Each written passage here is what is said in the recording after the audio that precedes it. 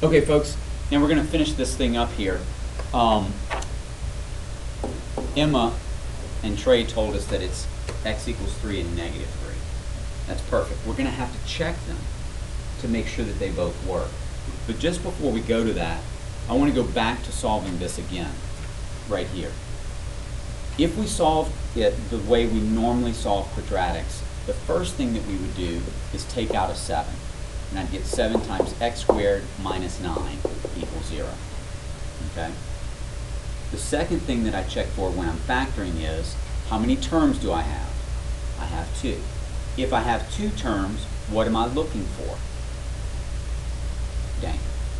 You are looking to find a perfect square, or I mean a difference between Difference of 2 squares. 2 squares. And that's what I have here. So it's going to be 7 times x minus 3 times x plus 3 equals 0. And what makes x equal 0 here? Or what makes these equal 0 when x is 3 and negative 3? So I get the same answer. Okay? All right. Now, we have to check it. See if they work. I always check the negative one first because that's the one that seems to cause the most problems. All right? So, I'm going back to the original equation. Square root 11 blank squared minus 63 minus 2 blank equals 0. And I'm going to plug in negative 3. Negative 3. So I'm going to get the square root of 11 times 9 minus 63 plus 6 equals 0. The square root of 99 minus 63 plus 6 is equal to 0.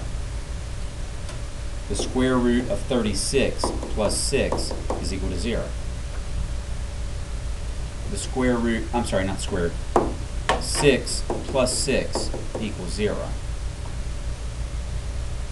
12 does not equal 0. Negative 3 does not work. It is not one of our solutions. So when you write it in the answer blank on our quizzes or tests, don't write negative 3. It doesn't work. Now let's see if 3 works. Actually, I don't even think I need to go back to plug it in. Do you see what happened here? These two negatives turned to a positive. If it had been positive 3 instead, look, I've got to move this. If this had been positive 3, then this would have been minus 6, minus 6, minus 6, minus 6, and then I would have gotten 0 minus, 0. Why is there a T? Why is my head like this today? 0 and 0 does equal 0. Okay? Check them both. You have to check them both to make sure that they work. Okay? Because once you put that negative sign in there, it can make some things go cuckoo.